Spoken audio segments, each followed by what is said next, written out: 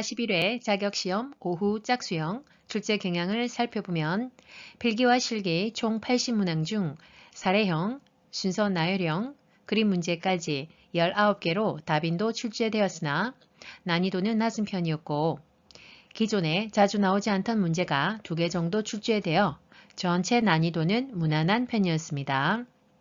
지금부터 41회 요양보사 자격시험 오후 짝수형 2교시 실기 45문항 문제풀이 출발! 문제 41번 침대에 누워있던 대상자가 화장실에 간다며 일어나 앉더니 어지럽다고 할 때 대처 방법은 보기 1. 찬물을 마시게 한다. 2. 기저귀를 채워준다. 3. 이동변기를 사용하게 한다. 4. 서둘러 화장실로 데려간다. 5. 잠시 침대에 앉아있게 하고 지켜본다. 정답은 5번 잠시 침대에 앉아있게 하고 지켜본다. 자, 이번 문제부터는 배설돕기 소단원이죠. 신체활동 지원 중에서도 배설돕기 이 단원의 출제 빈도는 5개입니다. 특히 이 문제의 키워드는 화장실 이동 돕기 중에 대처 방법인데 어지럽다고 하면 기립성 저혈압이 올 수 있기 때문에 5번에 잠시 침대에 앉아서 지켜봐야 되겠죠. 낙상 사고를 대비해야 됩니다. 항상. 그래서 대상자를 관찰하고 즉시 즉각 개입이 할 수 있도록 해야 됩니다. 문제 42번 간이변기를 사용하여 침상에서 배설하는 대상자를 돕는 방법으로 옳은 것은 보기 1. 대상자가 스스로 변기 위에 앉게 한다. 2. 열탕으로 소독할 수 있는 변기를 사용한다. 3.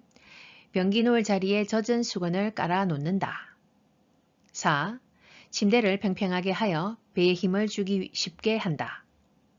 5. 변기를 침대 난간과 90도가 되게 놓은 후 대상자를 앉힌다. 정답은 2번 열탕으로 소독할 수 있는 변기를 사용한다. 자, 이번 문제는 침상 배설 돕기입니다. 자, 이것을 위해서는 간이변기를 주로 사용하죠. 자, 2번이죠. 그래서 간이변기가 차가우면 피부에 닿았을 때 근육을 수축하기 때문에 변이를 더 감소시키게 된다고 보면 되죠. 그래서 데워서 사용해라 라고 되어 있고 1번 대상자가 스스로 변기 위에 앉게 한다. 스스로 앉으면 좋지만 안 되니까 지금 침상 배설을 하고 계신 거죠. 그런데 조금이라도 협조가 가능한 경우에는 바로 누운 상태에서 대상자의 허리 밑에 요양보호사의 손을 대고 둔부를 들어 올린 다음에 이제 변기를 넣어주는 거고요. 협조가 그것마저도 안 된다면 옆으로 돌려 눕히는 거 있었죠. 그래서 변기 위로 돌려 눕혀서 반듯한 자세를 취하게 하고 힘을 줄 수 있는 침대를 올려서 힘을 줄 수 있게 한다라고 되어 있죠. 3번 변기를 놓을 자리에 젖은 수건을 깔아 놓는다. 젖으면 무조건 안 된다고 했습니다. 피부가 꿉꿉해지면 안 좋죠. 그래서 이것도 기본적인 거 알아두셔야 되죠. 제일 먼저 밑에 제일 아래에 방수포를 깔고 그 위에 이제 대상자가 있으면 무릎 덮개를 덮어주고 무릎 덮개 덮은 상태에서 바지를 내려주고 그 다음에 간이변기를 대상자 그 항문이 중앙에 오도록 대주고 그 다음에 침대 힘을 줄 수 있도록 침상을 올려준다라고 했습니다. 4번 침대를 평평하게 하면은 배에 힘이 잘 안 들어갑니다. 절대로. 그래서 침상머리를 올린다라고 했고요. 5번 변기를 침대 난간과 90도가 되게 하는 것 아니겠죠. 이동 변기는 한 손 허리 밑에 지지해서 엉덩이 들어준 다음에 항문이 변기 중앙에 오도록 되어준다가 맞습니다. 문제 43번 이동 변기를 사용하여 배변하는 대상자를 돕는 방법으로 옳은 것은 보기 1. 배변하는 동안 계속 말을 건다. 2. 이동 변기에 앉혀 양쪽 발을 들게 한다. 3. 대상자 손에 변이 묻어 있으면 손소독제로 닦아준다. 4. 이동 변기를 침대보다 높게 두어 대상자의 이동을 편하게 한다. 5. 밖에서 기다려주길 원하면 문 밖에서 대상자의 상태를 살핀다. 정답은 5번. 밖에서 기다려주길 원하면 문 밖에서 대상자의 상태를 살핀다. 이번 문제의 키워드는 이동변기 사용 돕기 방법입니다. 이 또한 자주 언급되는 문제입니다. 5번이죠. 그래서 프라이버시를 위해서는 되도록이면 밖에서 그냥 기다려주면 되고 호출배를 가까이 두고 밖에서 기다려주고 필요시 즉각 개입하면 되죠. 자, 1번. 배변하는 동안에 계속 말을 걸면은 집중이 안 되겠고 본인이 불편하겠죠, 대상자가. 그래서 되도록이면 아까 말했듯이 배설 후에 즉시 알리게끔 호출배를 가까이 두고 밖에서 가까이에 있으면 되죠. 자, 2번. 이동변기에 앉혀 양쪽 발을 들게 하면은 발이 다 땅에 안 닿는 거죠. 그러면 낙상의 우려가 있습니다. 자, 그래서 두 발은 반드시 닿게 이동변기 높이를 맞춰야 되겠죠. 3번. 대상자 손에 변이 묻으면 손소독제로 닦아서는 안 되고 반드시 물과 비누로 씻어야 되겠죠. 4번. 이동변기와 침대는 어느 한쪽이 더 높아서는 안 되고 반드시 같아야지 낙상의 우려가 없습니다. 추가적으로 이동변기에서 자주 언급되는 보기들이 있는데 보시면 자, 미지근한 물로 자, 항문과 요도 쪽에 끼 얹어서 무슨 물? 미지근한 물입니다. 자, 그래서 변이를 자극해야 된다라고 기억하시고요. 그 다음에 다 보고 나서 배설 후에 즉시 이동변기에 있는 그 배설물을 즉시 처리하고 그 다음에 이제 창문을 열어서 환기를 해야 된다라는 것도 자주 보기에 언급되고요. 그 다음에 더 중요한 것, 건강한 쪽 30에서 45도로 갖다 붙이는 거 있죠. 침대에 이동변기를 갖다 놓을 때 또는 평행하게 난간에 평행하게 딱 갖다 붙이거나 아니면 건강한 쪽 30에서 45도 요거 아셔야 되고 그 다음에 변기 밑에는 자, 미끄럼 방지 매트를 깐다라는 것도 기억하십시오. 문제 44번 유치도뇨관을 삽입하고 있는 대상자를 돕는 방법으로 옳은 것은 보기 1. 수분 섭취를 제한한다. 2. 보행할 때는 연결관을 잠가둔다. 3. 소변이 배출되지 않으면 유치도뇨관을 교체한다. 4. 소변량이 적으면 연결관을 잠가둔다. 5.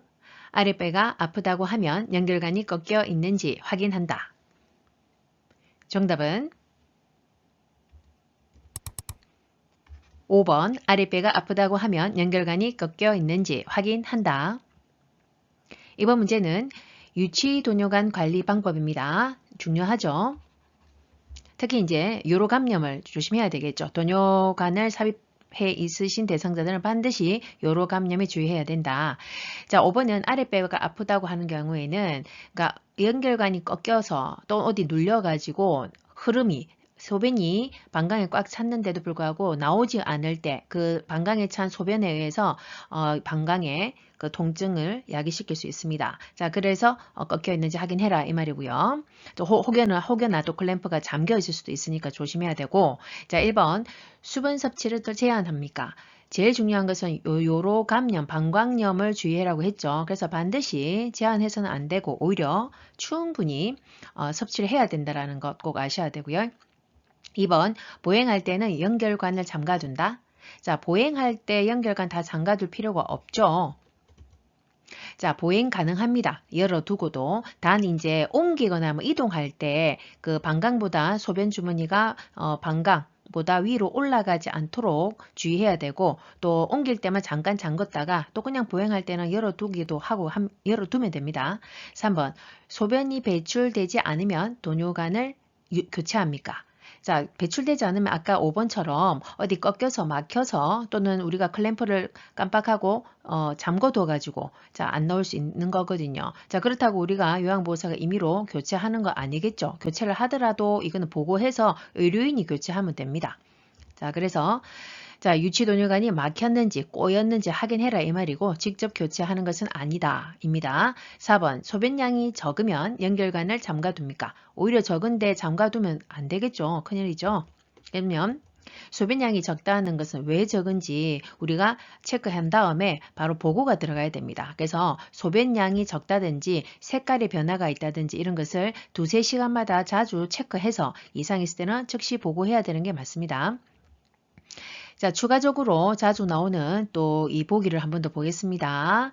자, 유치도뇨관을 갖고 있을 때의 핵심은 아까 말했듯이 요로감염, 방광염을 주의해야 된다는 게 제일 중요합니다. 자, 그래서 소변 3개 이상이라든지 탁함, 뭐 냄새가 난다든지 소변량이 훅 준다든지 이럴 때는 즉시 보고해야 된다는 거고, 자, 보행 시 주머니를 방광보다 낮게 유지해야 되는 것이, 자, 바깥으로 나와 있는 소변은 절대로 다시 역류가 되어서 방광 안쪽으로 들어가면 안 되기 때문에 항상 낮게 한다라는 거죠. 자, 그 다음에 심하게 당겼을 경우에는 요도 점막이 손상이 되어서 혈뇨가 나올 수 있기 때문에 이 또한 주의해야 된다라고 되어 있습니다. 문제 45번. 시설에서 대상자의 기저귀를 교환하는 방법으로 옳은 것은 보기 1. 불쾌한 냄새를 제거하기 위해 창문을 열고 기저귀를 교환한다. 2. 기저귀는 정해진 시간에 교환한다. 3. 기저귀를 교환할 때마다 시설장에게 보고한다. 4. 오염된 기저귀는 바깥면이 보이도록 말아서 버린다. 5. 대상자가 허리를 들 수 없으면 엎드리게 하여 기저귀를 교환한다. 정답은 4번 오염된 기저귀는 바깥면이 보이도록 말아서 버린다. 자, 이번 문제는 기저귀 사용 돕기 방법입니다. 답은 4번이죠. 자, 1번에 불쾌한 냄새를 제거하기 위해 창문을 열고 기저귀를 교환하면은 자, 한기가 들어서 감기에 걸릴 수 있겠습니다. 그래서 교환 후에 환기는 해야 되고, 자, 필요하다면 탈취제나 방향제를 사용해야 된다라고 했죠.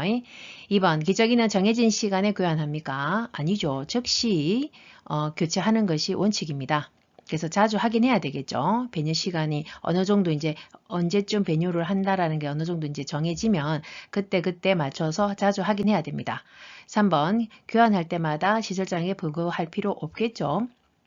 언제 보고하냐면 이제 둔부 주변이나 꼬리뼈 쪽에 발적이 있고 이럴 때 상처를 발견하면 즉시 보고해야 될 것이고, 어느 정도의 약간 발적이 있다 할 때는 가볍게 두드려서 마사지 해야 되는 게 욕창 예방의 우리 방법이었죠. 5번 허리를 들 수 없으면 엎드리게 한다. 엎드려서 하는 자세는 없었고요. 자, 협조가 안 될 때는 옆으로 돌려서 기저귀를 반씩 넣어서 이렇게 교환하는 거 있죠. 이쪽 돌리고 이쪽 돌려서. 그 다음에 이제 협조가 될 때는 무릎을 세우고 똑바로 누운 상태로 허리만 들게 해서 기저귀를 갈면 되겠습니다. 자, 추가적으로 보기 자주 나오는 내용들 보면요. 자, 따뜻한 물티슈로 먼저 앞에서 뒤로 닦는 거 중요했죠. 자, 뒤로 닦은 후에 자, 물기를 마른 수건으로 제거해야 되는 것이 맞습니다. 자, 그 다음에 면덮개 밑에서 윗옷을 허리까지 올리고 바지를 내리는 것이 프라이버시를 존중해 드리는 것입니다. 앞으로 다양한 학습 내용을 통해 어연님들과 다시 만날 그 시간까지 우리 모두 두나미스 구독, 좋아요, 알림 꾹